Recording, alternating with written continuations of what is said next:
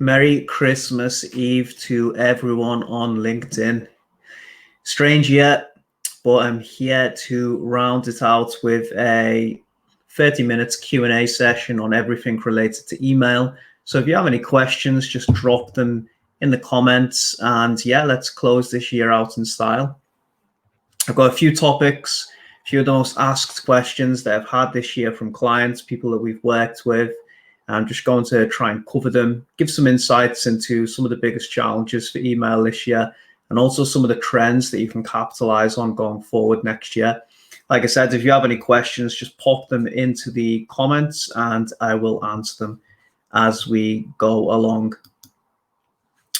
First thing I want to talk about is email design trends, especially in e-commerce. Huge issue this year, tons of questions from clients about the way email is changing and evolving on a design front. And ultimately the question is, can you build an email with only images? You've probably seen a lot of really design forward brands just splicing images together in an email. Can you do this? And is it a good experience for the customer? And what are the pros and cons ultimately of doing this? Well, you can do this. Whether it is the best thing to do is another question. The benefits of obviously doing this is that you can create a more on-brand experience, especially when it comes to fonts. A lot of custom fonts that are used in branding aren't supported in email. So if you're splicing images together, then obviously that will help you deliver a more on-brand experience, but that has drawbacks as well, which I'll come into in a second. So flexibility on fonts is probably the main benefit of everything, and that's probably the main reason most clients approach us and say to us, can you just add all custom fonts to this email? The answer is often no if you're trying to personalize, but if you want to just splice images together for campaigns, then it's something you can do. But it does come with drawbacks. It saves time. So if you're splicing images together, you don't have to put as much effort into building the actual email itself. Obviously, you have images and then text elements as well. So it allows you to have more complex design with things like backgrounds in the images too. You can get away with that if you're splicing images together. Some of the cons of doing this is that if you have a very image-heavy email, then you can cause rendering issues in the inbox. So each inbox provides, whether it's Outlook, Gmail, Yahoo, there's so many different potential scenarios. I think there's over 650 now in terms of devices and inbox providers. So you have to remember that the email preview that you see and visualize in your head is not necessarily what the end customer is going to receive in their inbox. So just be aware that when you're making these really aesthetically beautiful emails, that they're not going to be responsive across all devices and all browsers, all inbox providers, and this will cause the emails sometimes to be distorted. There's no way around this. Ultimately, it's just one of the problems with the channel and something we have to adapt to and just follow best practices on. That's always going to be an issue. The other one is obviously not all individuals have their inbox settings set to show images when someone opens an email. Maybe you're one of these people yourself. So these individuals won't be able to see the email design. A way to get around this is obviously just to use alt text, which is a recommended best practice as well across all design, is to always use alt text in your images that you're sending via email on all media. And it can, along with the rendering issues as well, obviously, if you have a very heavy image file, then that's going to cause a lag in loading in the inbox of the recipient.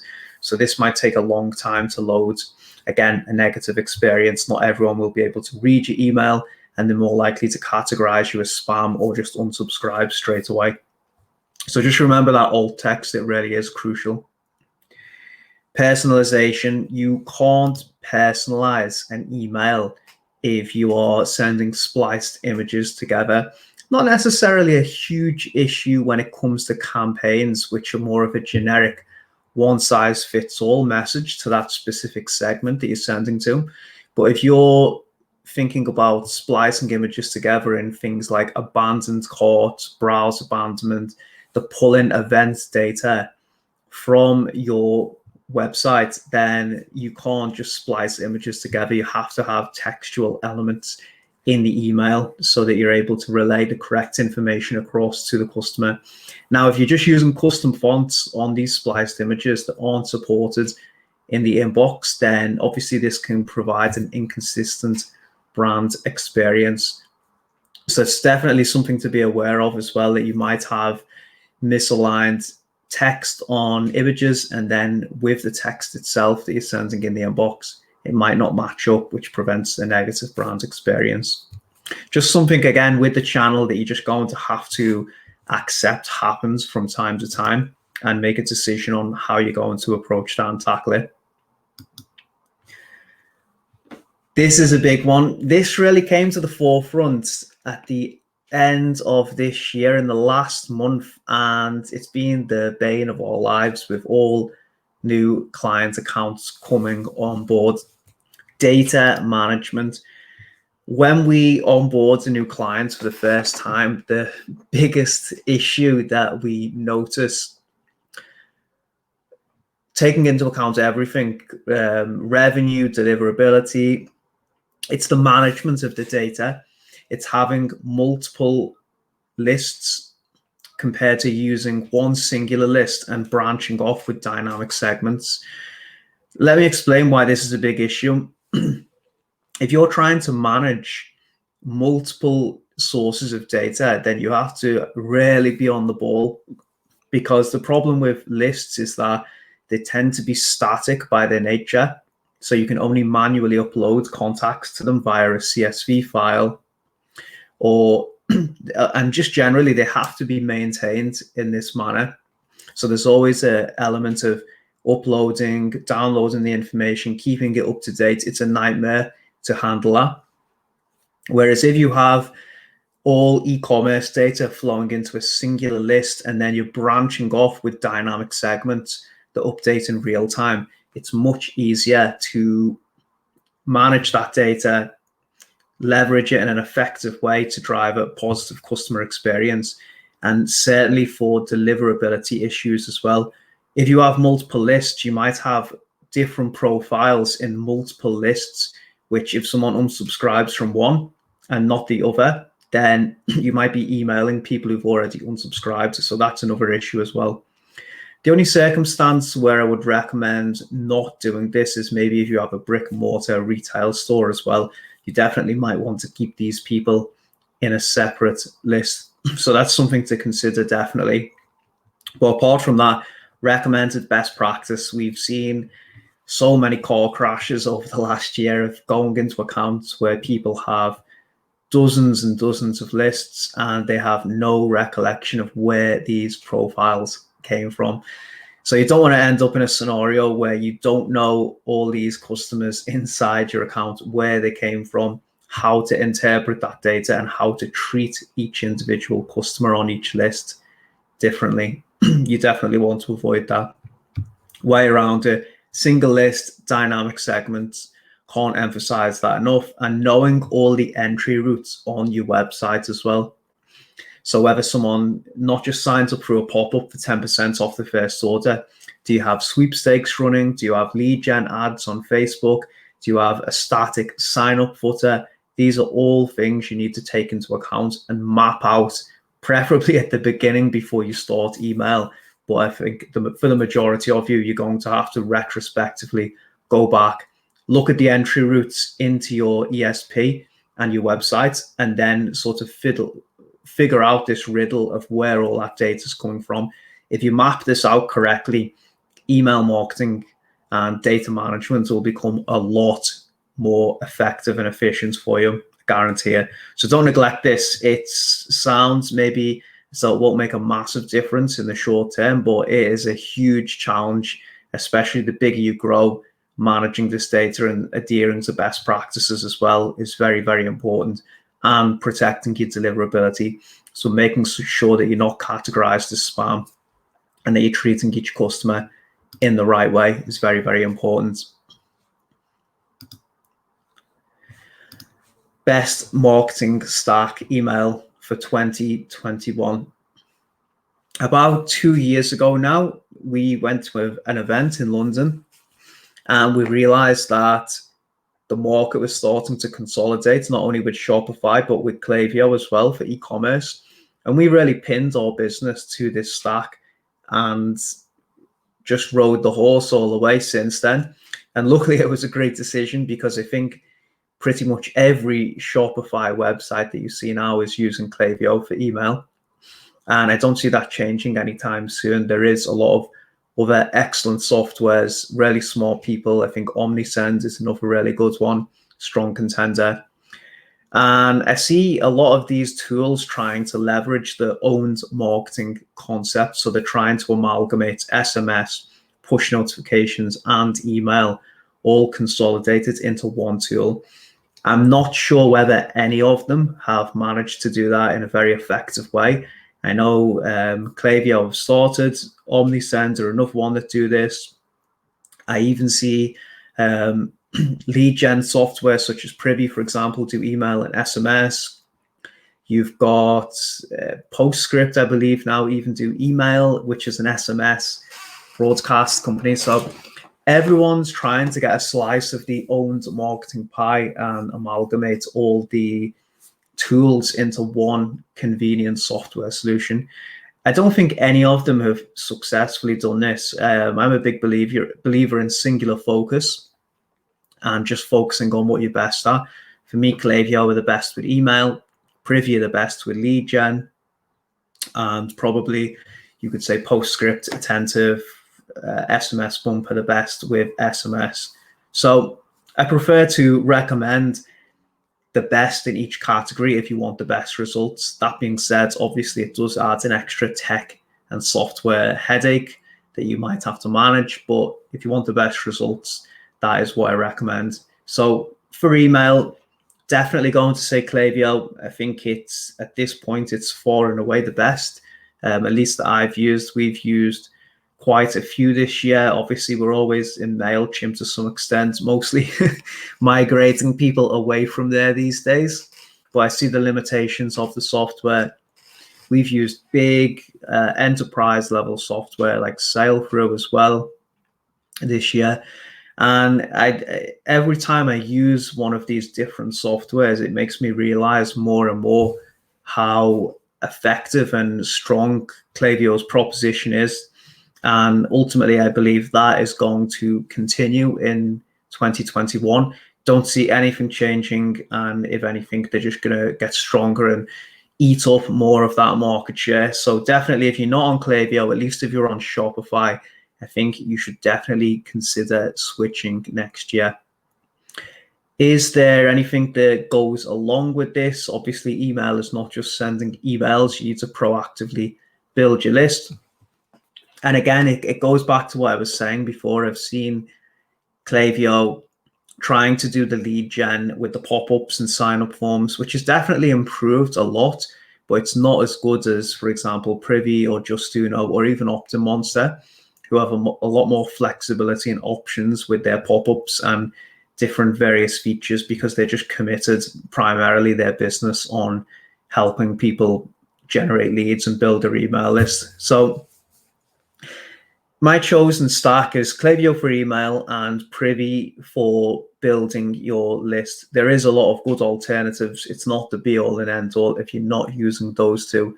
But if you're on Shopify, I think that the market leads for a reason now, and you can't go wrong placing your bets on those two.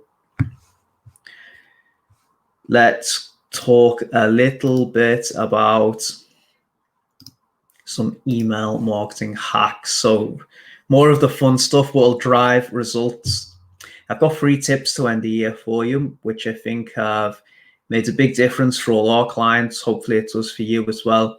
These are really quick wins that anyone can implement. We have these set up for near enough every single client that we work with, and they're applicable to nearly every single e-commerce business that I can think of.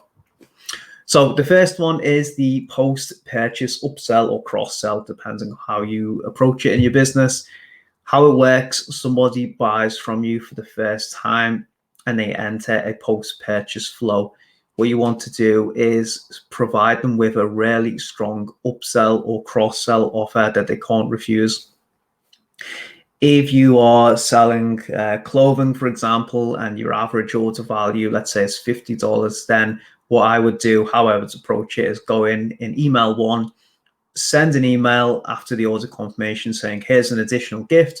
If you spend another $50, we'll give you $10 off, lasts 24 hours. If you get this right, you will see an uptake around 1.5 to 2%. If you get it really right, you'll see up to 3%.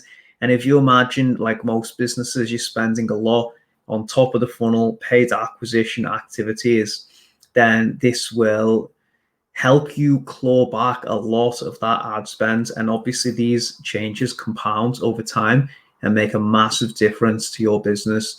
So have some type of upsell or cross-sell in the first email. It can be as simple as 10% off. It can be 20% off. It could be spend $100, get $20 off. Think about it in relation to your business, A/B test it, and get this set up. You're leaving so much money on the table if you don't have this post-purchase upsell in place. Trust me, it is a huge game changer. Just this one email alone can, it's hard to put an arbitrary figure on it, but maybe it can increase your monthly revenue by 2%. So it's really important to get this set up. Highly recommend every single business. Second tip is going to be progressive profiling in the welcome series. And I consider this a massive missed opportunity for the majority of e-commerce businesses. When someone signs up to you for the first time, they are really, really hot and guaranteed to share with you more personal information so that you can tailor a better experience towards them. What we like to do in the welcome series is encourage them to tell us more about their preferences so that we can target them more effectively, not just with better sales related offers, but more content as well in the future. If you work with, let's say, supplements, for example, which seems to be my go-to for all these examples, and that you're selling like a wide array of products, you can have fat burners, you can have protein supplements, you could have creatine type performance-based products. What I would do, how I would approach this is in the welcome series, ask someone what their goals are. Is your goal to lose fat? Is it to build muscle? Is it to increase your performance, athletics, improve your health? And then what you can do is tag their profile with a custom property and use this to send them better segmented offers and content going forwards as well. Because if you consider someone might be in the market to build muscle and then someone might be in the market to lose fat, they're two vastly different things. So the content that you send to these people should be different. Even though these goals can change over time, a lot of people who are buying from you are in the market for different things. So always consider that. And the welcome series is a key opportunity that you can collect this data and use it to tailor better content and material towards your subscribers. It'll increase your conversion rates. It'll decrease unsubscribes and spam rates and protect the overall deliverability and just give customers a better experience when shopping with your brand. The third technique is the CEO technique in the customer win-back flow. I've talked about this quite a few times this year, and it's very helpful when customers are about to churn from your business. So how it works is somebody has not placed an order from you. It might be 90 days if you're in fast-moving consumer goods. It could be a year, depending on what you sell. Ultimately, when a customer hasn't placed an order for a prolonged period of time, it's likely that they're disengaged, they're not shopping with you anymore, and they're just not interested.